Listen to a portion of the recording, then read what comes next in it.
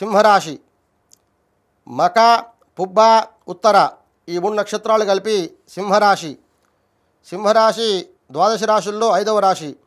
సింహరాశి వారికి ఈ సంవత్సరము ఆదాయం 5, ఖర్చు 5, రాజ్యపూజ్యం 7, అవమానం 7.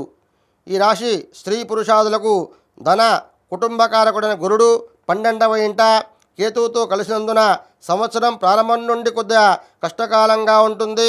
శారీరకంగా మానసికంగా కొద్దిగా కృంగిపోతారు. శరీరంలో ఆరోగ్య బాధలు, నేత్రపీడలు, మందత్వం, నిరుత్సాహం కలుగుతాయి. ఈ సంవత్సరం ఉద్యోగులకు అనుకూలంగా ఉండదు. గురువు శనుల ప్రభావం వల్ల అసంతృప్తి కలుగుతుంది. రాజకీయ నాయకులకు ఈ సంవత్సరము చాలా కష్టకాలంగా ఉంటుంది. గురుబలం లేకపోవడం వల్ల నీరనింద మీద పడతాయి. కళాకారులకు కూడా ఈ సంవత్సరం అంతా అనుకూలంగా ఉండదు. వ్యాపారులకు మిశ్రమ ఫలితాలుంటాయి. విద్యార్థులకు ఈ సంవత్సరం అంతా అనుకూలంగా ఉండదు. జ్ఞాపకశక్తి తగ్గుతుంది. వ్యవసాయదారులకు మొదటి పంట కంటే రెండవ పంట చాలా ఫలిస్తుంది. ఈ సంవత్సరం అంతా అనుకూలంగా లేకపోయినా కృష్ణుని ఆరాధన చేయడం వల్ల ఈ సింహరాశి వారికి ఈ సంవత్సరం అంతా కొద్దిగా మంచి జరుగుతుంది.